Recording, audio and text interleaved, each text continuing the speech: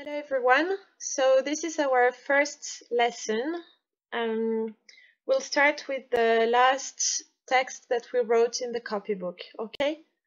Donc on va commencer par les textes qu'on a écrits lors du dernier cours parce que on a été obligé d'aller un petit peu vite, donc je vais reprendre ça rapidement pour être sûr que tout le monde ait bien compris. Et ensuite on avancera sur la fiche de vocabulaire. So the first paragraph we wrote was this one. Every day I have a wash and I have a shower, but I don't have a bath and I don't have a shave. I brush my teeth and I watch TV, but I don't set and clear the table. Donc on avait encadré en rouge les verbes, donc have, don't have, puisque c'est une phrase négative, don't have encore, brush, watch et don't set and clear.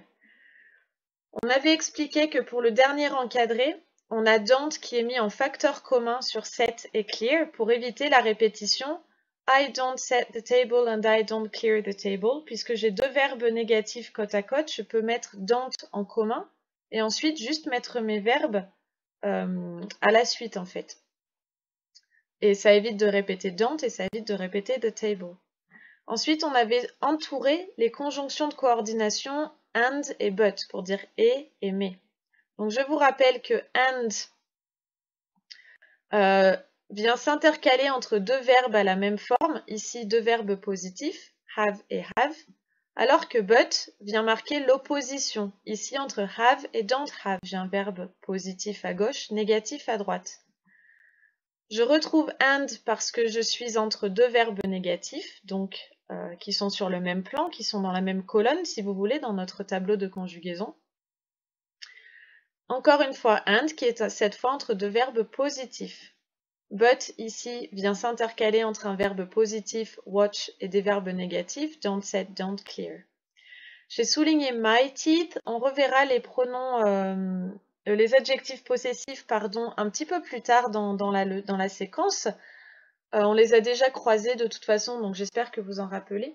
En anglais, comme il n'y a pas de forme réflexive, donc en français on dit se brosser les dents, je me brosse les dents, tu te brosses les dents, etc. En anglais, on va juste avoir I brush, you brush, she brushes, etc. Et c'est derrière qu'on place le possessif en fait, pour marquer que ce sont bien mes dents que je brosse. Comme en français, je me brosse les dents. Donc ici, faites attention, révisez les possessifs si vous avez besoin. On refera un point là-dessus un petit peu plus tard de toute façon.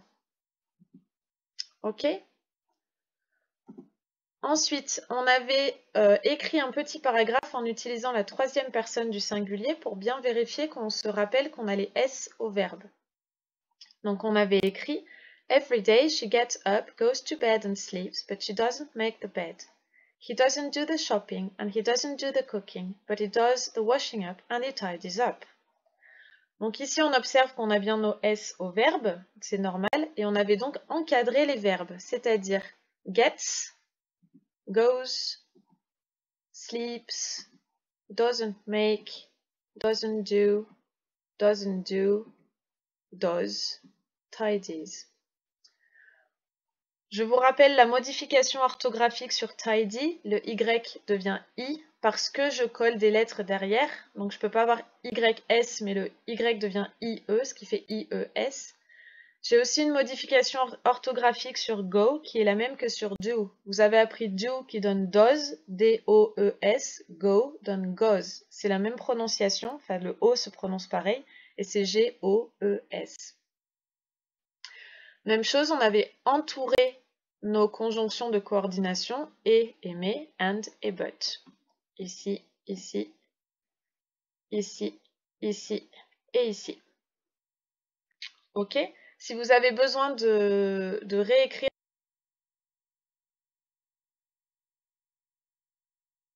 clair dans votre cahier.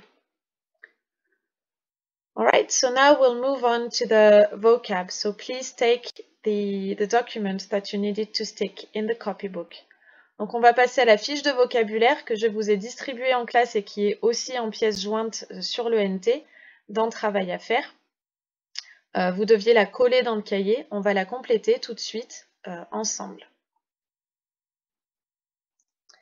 Cette fiche de vocabulaire apporte des nouveaux mots, bien sûr, et reprend aussi quelques éléments de la fiche de vocabulaire précédente. Donc j'espère que vous aviez bien appris votre vocabulaire. D'ordinaire, en classe, on ferait une révision collective. Ici, je compte sur vous pour vraiment apprendre votre vocabulaire au fur et à mesure, hein, c'est important. Donc ici, on se souvient de faire le lit, on l'a appris, c'était make the bed. On va rajouter quelque chose pour compléter notre phrase. Make your bed after getting up. Donc, fais ton lit. Donc ici, on reprend les ordres positifs et négatifs hein, qu'on a vus en tout début d'année avec sit down, stand up, etc. Don't listen to music in class. Don't use your mobiles in class, etc. Si vous avez un doute là-dessus, s'il vous plaît, reprenez la leçon qui correspond dans la première séquence parce que c'est important.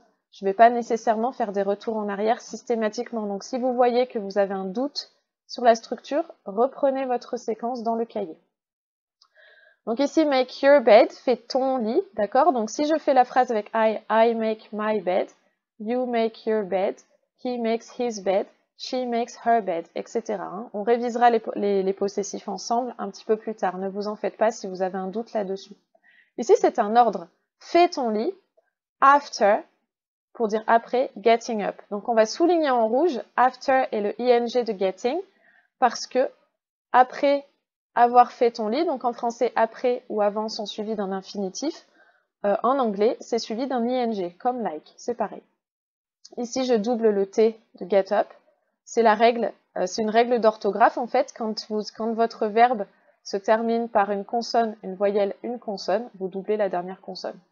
Si vous ne vous rappelez pas vraiment de cette règle tout de suite, c'est pas très important, essayez juste d'apprendre que get up, G-E-T, un seul T, getting up, deux T. J'enchaîne. Don't play too long with your video games. On se rappelle, ordre négatif, ça commence par don't, play too long, donc ne joue pas trop longtemps, with your video games, avec vos jeux vidéo. J'en profite ici pour faire un petit point d'orthographe. Beaucoup parmi vous, dans les devoirs que vous m'avez envoyés, ont mis un accent sur video games, comme jeux vidéo en français. Rappelez-vous qu'en anglais, il n'y a jamais d'accent, sauf si c'est un mot français qui porte un accent et qui est importé en anglais. Par exemple, le café pour le lieu. Je vais prendre un verre dans un café. I'm going to the cafe. Ici, il y aura l'accent parce que c'est le mot français. Video games, c'est pas le mot français qui est utilisé. Donc, ne mettez pas d'accent sur vidéo, s'il vous plaît. Donc, make your bed after getting up. Don't play too long with your video games. Ici, pas besoin de souligner quoi que ce soit puisque la structure est relativement simple. Next picture. Brush your teeth after eating. Même chose, on va souligner after pour après eating, après manger. Et ici, on a bien brush your teeth. Brosse-toi les dents. Brosse tes dents, en fait. Next picture. Do your homework before playing. Before, avant. Donc, c'est le contraire de after. D'accord? After, après. Before, avant. Before playing. J'ai bien mon ing sur le verbe, c'est normal. Avant de jouer, ER en français, ING en anglais. Donc, fais tes devoirs avant de jouer. Next picture. Ici, elle met la table. Donc, j'espère que vous vous rappelez tous que ce sera set the table. Et on rajoute avant help to, aider à, donc aide à mettre la table, before meals, avant les repas. Meals, ça n'est pas un verbe, c'est un nom pour dire repas. Vous pouvez vous en rappeler peut-être si vous avez l'occasion d'aller chez McDo, les Happy Meals pour les enfants. Happy Meals, c'est les repas joyeux en fait, mot à mot. Hein. Meals, c'est le repas. Donc, before meals, je souligne before parce que c'est un mot nouveau. Je n'ai pas besoin de souligner de ing ou quoi sur meals parce que ça ne fonctionne qu'avec un verbe. Le ing, je vous rappelle, ne se rajoute qu'à la fin d'un verbe.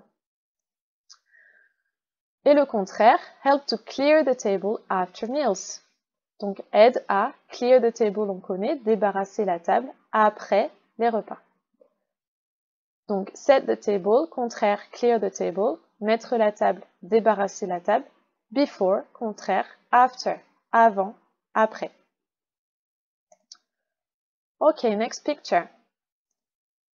Don't talk when your mouth is full. Ici, on retrouve un ordre négatif qui commence par don't. Talk, vous vous rappelez peut-être, c'est parler, parce qu'on avait vu don't talk in class. When, quand. Your mouth, ta bouche, peut-être vous rappeler de mouth, j'espère, quand on a fait le vocabulaire du corps. Is, et, on connaît pas full. On peut peut-être le deviner grâce à l'image, d'accord? Et on a la bulle de la BD, on voit qu'il essaye de parler et que les mots sont entrecoupés par des sons, en fait. Donc ne parle pas quand ta bouche est pleine. On déduit pleine. On ne souligne pas full parce que pour l'instant, si vous ne vous en souvenez pas, c'est pas très très grave. Don't talk when your mouth is full. Last picture. Wash your hands before eating. Wash, on a appris have a wash, se laver. Your hands, lave tes mains. Donc nous on dirait lave-toi les mains plutôt en français. Before, avant, eating, j'ai bien mon ing au verbe que je souligne en rouge pour me souvenir de la règle. Alright, let's move on to the next step. Les adverbes de fréquence. Donc dans les documents en pièces jointes que vous avez pu télécharger, je vous ai mis ces petits dessins qui sont donc des ronds plus ou moins coloriés, plus ou moins remplis, pour exprimer la fréquence de la fréquence totale, c'est-à-dire toujours, à gauche, jusqu'à la fréquence nulle, c'est-à-dire jamais, à droite. Et on va voir ce qui vient s'intercaler. Donc déjà, on va essayer de réfléchir en français ce qu'on pourrait mettre au milieu, entre toujours et jamais. Ici, on a ce qu'on pourrait appeler généralement, c'est-à-dire presque toujours. Généralement, je vais à l'école, par exemple, du lundi au vendredi. J'y vais pas 2 jours par semaine. Donc always pour toujours que vous connaissiez, usually pour généralement. Ok? Ensuite, qu'est-ce qu'on va avoir en français? Souvent, qui se dit often en anglais. Souvent, c'est-à-dire c'est un petit peu moins souvent que généralement, mais ça reste quand même très fréquent. Ensuite, en français, on va basculer sur parfois. Peut-être vous rappeler, fois, ce sera times. Ok? On l'avait vu, mais très rapidement et à l'oral. Donc si vous ne vous en rappelez pas, c'est pas très grave. Mais si vous vous en rappelez, c'est un bon moyen mnémotechnique. Parfois, sometimes, toujours avec un S. Comme en français, il y a un S à parfois d'ailleurs. Ensuite, juste avant jamais, c'est quelque chose que vous faites plutôt rarement. Ok? Et en anglais, le mot ressemble beaucoup. Rarely. Rarement. Et enfin, jamais, que vous connaissez, never. On va voir la prononciation maintenant. Donc si vous n'avez pas eu le temps d'écrire, vous pouvez faire pause dans la vidéo, hein, encore une fois, n'hésitez pas. Et quand vous recopiez dans le cahier, dans la fiche que vous collez dans le cahier, s'il vous plaît, faites bien attention à l'orthographe, c'est hyper important. Vous savez que je suis un peu maniaque là-dessus, donc faites attention quand vous recopiez. On y va, gros rond, petit rond. Always. Gros rond en premier. Usually. Gros rond en premier. Usually. 3 syllabes. Gros rond, petit rond, petit rond. Often. Gros rond en premier. Sometimes. Gros rond en premier. On fait attention parce qu'on écrit visuellement 3 syllabes. Sometimes, mais on n'en prononce qu'une parce que le E, on verra tout à l'heure, est muet. Sometimes. On enchaîne le M et le T. Même chose pour rarely. On ne prononce pas le E, ce qui fait qu'on enchaîne le R et le L. Et never, gros rond sur la première syllabe. So take your green pens, please, for pronunciation. Usually. Ici, on fait attention entre ce qu'on va lire en français avec notre œil français et la prononciation, d'accord? J'ai souligné en vert S-U-A et ça va se prononcer je. Vous connaissez le petit E à l'envers. On l'a vu pour pizza, pasta, Barbara. C'est le son E, d'accord? Et ici, je vous ai mis un J. C'est pas le symbole phonétique. C'est pour que vous ayez la prononciation du je français, en fait, hein, d'accord? Donc j'ai fait un mélange entre le phonétique et le français. Encore une fois, ça, le symbole, vous ne l'apprenez pas par cœur, ça sert à rien, je vous le demanderai jamais, c'est juste pour la prononciation. Donc le U, on se rappelle en anglais, se prononce you, donc tout naturellement, je vais commencer mon mot par you, je lis, usually. Et je ne veux pas entendre autre chose que usually. Alright, next word. Sometimes, comme on a dit tout à l'heure, on va enlever le E. Donc nous, dans le cahier d'ordinaire, on met entre parenthèses en vert. Ici, j'ai trouvé plus simple à l'écran de barrer parce que les parenthèses ne rendaient rien. Donc vous pouvez barrer comme moi si vous voulez, mais sinon vous pouvez utiliser le système des parenthèses en vert comme on fait d'habitude. Comme on a dit tout à l'heure, même chose pour rarely. On fait attention, le A va se prononcer E, rarely, comme un accent grave un petit peu, si vous voulez, en français. Alright, donc à partir de là, on va écrire quelques petites phrases pour voir la structure. Je vous propose de reprendre le dernier paragraphe de la correction de l'exercice et de l'adapter. Même chose, si vous avez besoin de faire pause dans la vidéo pour copier, n'hésitez pas parce que je veux que vous preniez bien le temps de copier pour ne pas faire de faute d'orthographe. Every day she always gets up, goes to bed and sleeps, but she never makes the bed. Je m'arrête sur cette première phrase. J'ai souligné en rouge always, never, qui sont les mots nouveaux. Et je remarque que j'ai transformé ma phrase she doesn't make the bed en she never makes the bed. Donc mon never ici vient remplacer la négation. Elle ne fait pas le lit, elle ne fait jamais le lit. Attention, en français, je garde ma négation. En anglais, simplement, never, comme c'est déjà une négation, la logique veut que je ne rajoute pas une autre négation. Je n'ai pas besoin d'une double négation en anglais. Donc she doesn't never make the bed, en anglais, ça ne voudrait rien dire parce que j'ai deux négations qui s'annulent en fait, doesn't et never. Donc simplement vous rebasculez sur une phrase positive, c'est pour ça que j'ai mon S au verbe, je fais bien attention parce que le sujet est she, d'accord? J'ai bien mon S au verbe et j'ai remplacé doesn't par never. Donc elle ne fait jamais le lit, she never makes the bed. On fait attention, on évite les doubles négations en anglais qui s'annulent en fait. He often does the shopping. Donc, il fait souvent les courses. And he rarely does the cooking. Il fait rarement la cuisine. But he usually does the washing up. Il fait généralement la vaisselle. And he often tidies up. Et il range souvent. Donc, j'ai casé mes adverbes de fréquence. À quel endroit dans la phrase? Et ça, c'est important. C'est vraiment ce qu'il faut retenir dans cette leçon. On a placé nos adverbes de fréquence, si vous observez les phrases, toujours avant le verbe. Always vient se placer avant gets up, never avant makes, often avant does, rarely avant does, usually avant does, often avant tidies up. Et ça, c'est super important. Donc, vous le recopiez en rouge en dessous de la leçon et mettez ce que vous voulez à côté, un cœur, un point d'exclamation, mais apprenez ça par cœur. Il n'y a pas d'exception. Vous placez toujours votre adverbe de fréquence avant votre verbe. D'accord? Donc, essayez de retenir cette règle, c'est vraiment hyper important.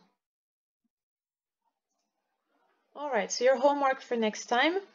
Donc, à partir de la leçon qu'on vient d'expliquer et de copier dans le cahier, je vous demande de faire l'exercice d'application, de bien recopier les 5 phrases, hein, il n'y en a pas beaucoup, je compte sur vous, ne mettez pas juste une croix à l'endroit de la phrase où vous placeriez l'adverbe de fréquence, recopiez bien tout pour fixer l'orthographe et les structures, c'est important. Donc en fonction de ce qu'on vient d'expliquer, replacez les adverbes de fréquence qui sont à la fin de la phrase en italique entre parenthèses au bon endroit dans la phrase. On fera la correction ensemble demain pour ceux qui peuvent se joindre à la visio, donc à la classe virtuelle.